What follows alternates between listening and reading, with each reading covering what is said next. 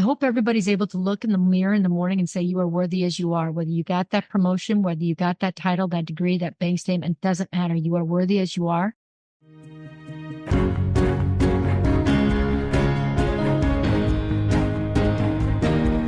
Hello, everyone. Welcome to the KTS Success Factor podcast for women, where we talk about challenges senior female leaders face in being happy and successful at work. I'm your host, Dr. Sarah E. Brown. From the cornfields of Iowa, my guest today, Jane Boulware, defied expectations to lead billion-dollar businesses and rise as a top Microsoft executive. By 52, she'd launched 3 major ventures, navigated the U.S.'s largest merger, and left a trail of influential leaders behind her. Passionate about empowering others to recognize their worth, Jane now dedicates herself to mentoring, board service, and cherishing outdoor moments with her family. All the proceeds from her book, Worthy, From Cornfields to Corner Office of Microsoft, which we're going to be talking about today, are committed to the Boys and Girls Clubs of America's Youth of the Year scholarships. She lives in Bellevue, Washington. Welcome, Jane. Hi, Sarah. Thanks for having me on your show. So let's start with that part of the title about the cornfields. Tell me about your upbringing and why that's such a prominent part of your title. It is actually, and it's a prominent part of my journey because it's really the roots from which I grew, right? I was born in rural Iowa, the 4th kid in a 1-bedroom house, to a family that didn't have a lot of aspirations. Our family didn't go to college, and we were very blue collar and didn't have a lot of means. And as a result of that, I started working very, very early in my life and was expected to contribute to the family in all ways, financially and otherwise, as I grew up and so on. So what that taught me was, obviously, besides hard work and resiliency, it taught me that I had so many different jobs, so many things that were probably untraditional for young girls or untraditional in terms of, working in the fields for many, many kids my generation. But what it taught me is that I didn't have expectations, which I took as I didn't have limitations. If there was something that I wanted to do and people told me I couldn't, wouldn't, or shouldn't do it because that's not how it was done, that wasn't my experience. I always found a way to figure out how to make that work, mostly because I had to, mostly because I was in a situation where if I didn't get things done or I didn't make the money, I didn't have the clothes to wear. I didn't get to go to school. I didn't get to do a lot of those things. So growing up in a community, though, that was very rural and very hardworking and very agricultural driven, really has fueled in many ways the approach that I take to others, which is I'm not into titles. I'm not into a lot of material things. I don't judge you based on how many zeros you have in your bank account, because when I grew up, that wasn't the measure by which wealth was determined. It was about what you did, who you were. And I tried to hold on to that. Well, the title gives it away. We know you made it to the corner office of Microsoft, but that usually requires getting a college education. How'd you pull that off? Well, the title is Worthy, so it's really about me getting out of my own way to get, overcoming the circumstances, the limitations, and the people that got in the way. And in some cases, it was the people who opened the doors for me. So when I was in high school, there was a gnarly old nun who was like 4 foot nothing.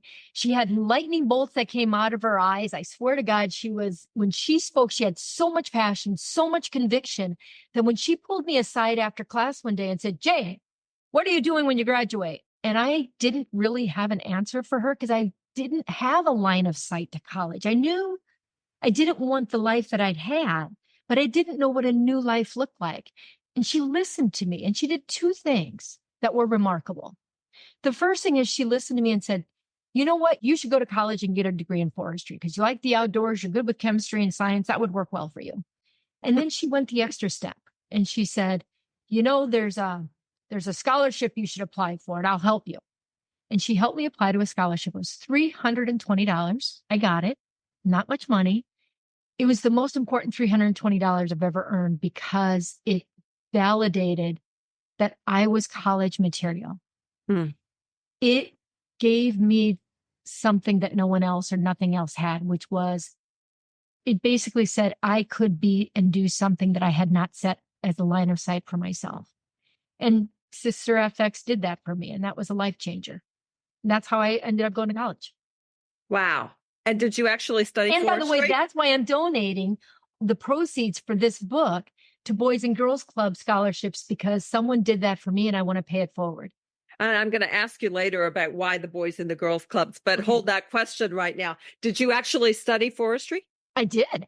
I got my degree in Iowa from Iowa State University in forestry. And, Iowa's not known for forests. I had never seen a forest when I got my degree, but I loved the study of environment and the forestry and all of those things. But by the time I was a junior, I knew I could make more money working at McDonald's than working in forestry, honest to gosh, in Iowa. So I ended up getting an advanced degree after having gone to the dean of the forestry department, explaining the challenge I had, which is that I had no money. I wanted to do something besides forestry, and he opened doors for me, got a hold of some of his friends, and I had opportunity to go to Cornell University to study environmental law, University of Oregon to get a master's of business, or Purdue University to get a master's of business with a specialization in industrial forestry. Well, my car would only go as far as Indiana, so that's where I went. I went to Purdue. Wow. That's a great story. But there's an even better story in your book about how you got the interview for your job in Wisconsin. And I want you to recount that story because if it ever tells the story about you can do it no matter what, that story tells it. Oh my gosh. So yes, I got a job at Kimberly Clark. I got a job in a role they said wasn't available, in a position that they said they didn't recruit from. And the way I did it is I had this degree in forestry and a master's of business. And I put the two of them together and said, I'd love to work for Kimberly Clark. It's a consumer package powerhouse marketing company that has forest resources, manages hundreds of thousands of acres of timber. It seemed like the perfect fit. There's just one little problem. They didn't interview for MBAs at Purdue University. They interviewed for engineers. And so I could not get an interview. So what I did is I pretended to be an engineer and I went to the engineering career fair. And when they came and talked and it was my turn to go to talk to the recruiter, I said, well, I'm not actually an engineer. I'm an MBA student looking for a degree in marketing or for a job in marketing. And they said, honey, all the jobs are filled. We don't even recruit here. No. I talked to them for a while and persuaded them to have coffee with me the next morning, which they did. I persuaded them and they agreed to give me a phone interview with the right people in Kimberly Clark, which led to a on-site interview, which led to a job offer, which I gladly said yes to. And that's how I began my career in a job that didn't exist from a university they didn't hire from. And that was the beginning of my Kimberly Clark job. I think that is just an incredible story. I loved it. It was I don't regret the job at all, with great people, great career. And Neenah, Wisconsin is a lovely place. I'm a go back cold, very cold. Yeah. So I do want to talk about the book and why you wrote it and all of that, but let's just bring full circle to your career a bit. How did you get to Microsoft from that great career in Kimberly Clark? I worked my way up through the ranks at Kimberly Clark by taking a number of jobs that were stretches for me and probably other people said no to. So, for example, I worked in South America when I had a 1.5-year-old and I commuted to and from South America. Pretty unconventional. I took over this job as the Scott Paper company after the merger. So a number of unconventional roles. And I was fortunate enough to be launching pull-ups, training pants, and be the instigator behind Good Nights, both of which became billion-dollar businesses. So I had created a track record of success at Kimberly Clark to the point where I had received a number of awards, not only by Casey, but in the industry. So I was considered and regarded a high performer and a good marketer. Microsoft identified me as someone they thought could come in and help them with consumer marketing within Microsoft. So they, through recruiters, pursued me for a number of months. And I mean, I'm from Iowa and I'm living in Wisconsin. I don't know anything about technology. I didn't want to move to the West Coast. I was fat, dumb, and happy in my job, which is why ultimately I said yes to interviewing. two things happened. One is they sent my kids an Xbox where my husband said, Jane, come on, they're sending our kids Xbox. You need to talk to them or tell them to pound salt. And number two, my husband and I got married very young, and we're still married. And we always agreed that we never wanted to become fat, dumb, and happy. So I said yes to interviewing with Microsoft, and it was a whirlwind. And within less than a month of my first interview, we were living in Seattle. I had started a job and my kids had started school. That's how fast it went. Good grief. It was rip and replace. Wow. And it was a massive culture shock. I bet. That is a big change. So you have since departed from Microsoft and you've written a book. So tell me a bit about, I want to get the full title here again. It's Worthy, From Cornfields to Corner Office of Microsoft. But if you look at the cover, it says unworthy, and the un is crossed off. So tell me a little bit about what is behind the un and the worthy part of the title. Hi, this is Sarah Brown again, the host of the KTS Success Factor podcast for women. I hope you are enjoying this episode and gaining some tips and inspiration on how you can be happier, more successful, and experience less stress at work. If you would like to learn more about how you can take control of your career and do it your way, visit sarahebrown.com. There you will be able to download a free chapter from my book, Let Your Personality Be Your Career Guide. It contains information and exercises on how you can identify your unique interests, strengths, and needs, and translate that into career goals that are just right for you. Now back to this informative episode. Such a good question, Sarah. So what it doesn't say is Jane Boulware, look what she's done. She's rags to riches. It's not that kind of book. It's not a how-to book to be successful. It's not cover these 3 easy steps to get to the corner office of Microsoft. I went through a lot of title names and ultimately landed on Worthy with the uncrossed off because a couple of reasons. Number one, I wanted the book to reflect stories about how I felt and the learning that I had and how I overcame many of the obstacles that were sometimes myself and the uns that limited me in my life. Unworthy, unable, unpowerful, unsure. All of those uns limited my success as much as any circumstances or poverty or people ever did. And I wanted to tell the stories of overcoming the uns and getting to the worthy. And so that's why the story in the book is called Worthy, because it reflects the emotions and it reflects the experiences that I had, not just in terms of the successes, but the struggles that I had.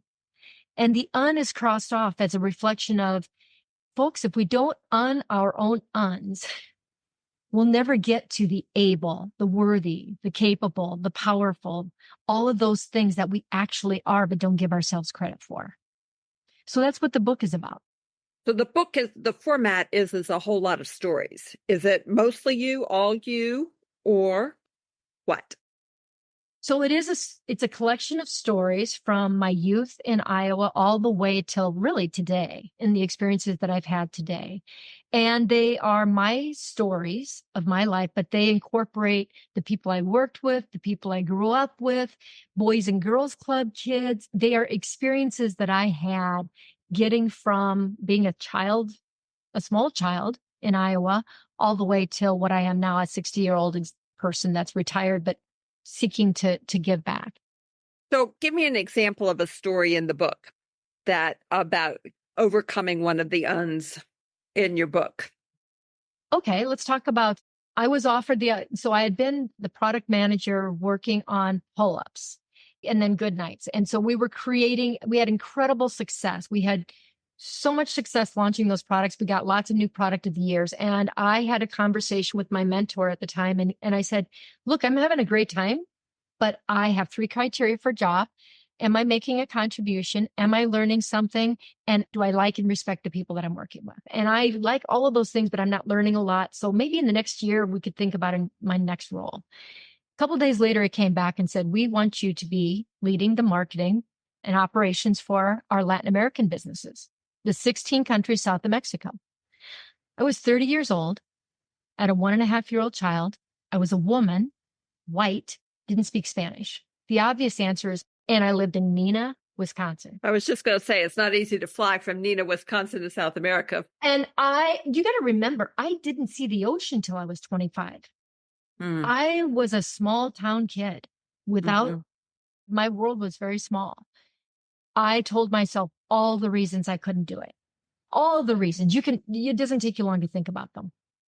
And that was I think it was on like a Tuesday when I got offered the opportunity. And on Sunday, I was on a flight to Buenos Aires because I did not want to become the person that said no because of my fear. I didn't want to be the person that said no before I tried.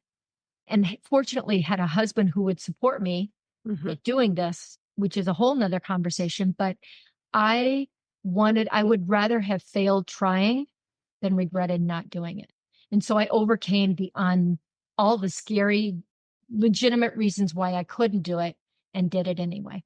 And then I put a number of stories in the book about what happened when I was in Latin America. Well, I'm sure there's some great stories there, but go back to the 3 questions. I think these are very instructive. 3 questions you asked yourself about any job. Am I making a contribution was one. Am I learning something? What was the third one?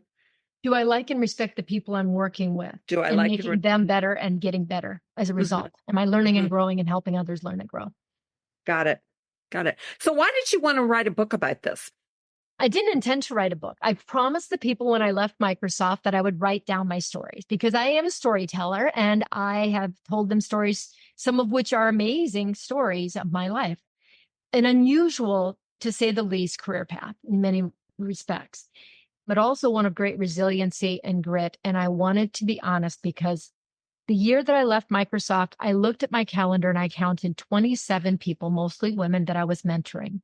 Some of them were entry level and some of them were very senior level executives, but almost all of them, when I mentored them, thought or were seeking something they didn't have in themselves. They were seeking the secret sauce that made me successful. They were seeking what I had that they didn't have that would help them advance. And the concept of imposter syndrome was so spectacularly high. And research supports this. Harvard Business Studies will tell you that most women do not self-promote and that men do. And as a result of that, women are promoted at 14% less rate than men, despite often having higher performance ratings. There's all kinds of research on this. And the reason I believe is because many women wait until they're comfortable before they go after a role, or they wait until they feel like they can be successful because they doubt themselves. They have imposter syndrome or they're afraid and they think they're the only one that feels that way. I wrote the book so that I could be honest I turned myself inside out. I wanted to be honest about my journey, my struggles, my fears, my overcoming those things that held me back in the hopes that others wouldn't feel so alone and that others would take risks and claim their worth. So I genuinely believe it's important for us to change the people in the corner office. And if we don't get women or people that think differently in those roles, nothing will change. So is the book primarily targeted for women? That's a great question. I have quotes on the cover of my book by John Gottman and Robbie Bach, and there's a number of quotes, testimonials for the book. Each one of them made me promise not to say the book was written for women, because as men, they loved it and they felt it was very important for men to read and that they would want to read. The book is for anyone that strives to advance, but feels insecure, unsure, or unconfident in their ability to do that, to show up. This gets people to feel confident in showing up. As you think back on your career and also the summary message of your book, how would you define success now? Am I using all the gifts that I've been given to the best of my ability so that there's nothing I'm leaving behind? And in the process of doing that, am I contributing and lifting other people up and making a difference that matters? That's my definition. That's a pretty succinct definition. So I believe in show up, stand up, show up, lift up. Okay. And that's a good segue into the topic of mentorship. So tell me a little bit about your beliefs in mentorship and particularly how mid-career professional women can go get mentorship that they need. Yeah. First of all, you need to find someone who has what you want in terms of learning or aspiring to, et cetera. You got to be comfortable and you need to ask them, frankly. Don't wait to be asked. Ask for help. And most people will do that. If nothing else, just say, will you have a cup of coffee with me? I think mentorship is so important. I don't think there's any one person that has what everyone else needs, but you take what you need and you take what you can get from different folks. And I'll tell you, Sarah, very egotistical of me. I used to think that being a mentor was a gift I was giving to someone else. And I've come to appreciate that it's a give-get and that I have gotten more from my mentees oftentimes than what I feel like I've given. The cover of my book is an example of that. It's got a picture of a little girl in a cornfield. I went to dinner with my mentee and some other women, and we drank some wine. And my mentee finally said, Jane, I love your book, but I hate the cover. And I was like, thanks, Sarah. You could have kind of told me, but thanks. Go home, get an Uber, go home. And I was kind of peeled because she hadn't said anything. I just thought it was kind of not a great thing to have said. And at 8 a.m. the next morning, I went to my inbox and she had designed a cover for my book that she thought it should be. And it is the cover that's on there today. That's from a mentee. So if you believe that you don't have something to offer, so you're afraid to ask, you do. If you think you don't have the time to mentor or that it's a gift, it's not. You're getting what you give. And it's very important. It is. All right. So let's circle back to the Boys and Girls Club and how that became so front and center in your life. I did not grow up with the Boys and Girls Club. I did not grow up with anyone that really lifted my gaze outside of my very small world until I got to college and had the gnarly nun that helped me get to college. The Boys and Girls Club is a safe place where kids can come together and get help with their schoolwork. They can be surrounded by positive people that make a difference in their life. And if you are at not everybody in a Boys and Girls Club has got challenging circumstances, but many of the kids do. And there are Youth of the Year competitions that talk about where they're coming from and where they want to go. And most of the kids don't have the resources necessarily to go to college. And so they need someone to help open a door for them, just like I did, just like I needed that person. And so I'm the chairman of the board for the Boys and Girls Club. I'm serving on the trustees because I believe that every kid deserves a bright future. Every kid deserves to have the opportunity to walk through a door. What they do with that opportunity is up to them, but they deserve that opportunity. And so by contributing all the proceeds to the book, to scholarships, to help open the door for those kids, that's how I give back and how I pay forward what I've been given. That's a great story. So, Jane, what's one question that I should have asked you that I didn't, that will help our listeners understand the key message of your career and your book? Well, I would say I'm not my career. My career is the means by which I did achieve these things so people would read the book. But I would say the key messages are, you are worthy as you are. I hope everybody's able to look in the mirror in the morning and say you are worthy as you are. Whether you got that promotion, whether you got that title, that degree, that bank statement, doesn't matter. You are worthy as you are. And the second thing is, one of my favorite words is yet. I didn't get it yet. I haven't achieved it yet. I'm going to begin again and again and again because I will get it and I will get it yet. Because it seems to me the difference between those who do and those that do not believe that it's a matter of time and you'll get there yet. So don't give up your yet, and don't let someone else tell you what you can, should, or won't do. Just go about the business of doing it. Great closing message. Jane, thank you so much for being with me today. Thanks so much for having me. I really have enjoyed talking with you, Sarah. Thank you. Thanks for listening to the KTS Success Factor podcast for women. If you like what you are hearing, please go to iTunes to subscribe, rate us, and leave a review. And if you would like more information on how we can help women in your organization to thrive, then go to www.sarahebrown.com. You can sign up for our newsletter, read show notes and learn more about our podcast guests, read my blog, browse through the books, or contact us for a chat. Goodbye for now.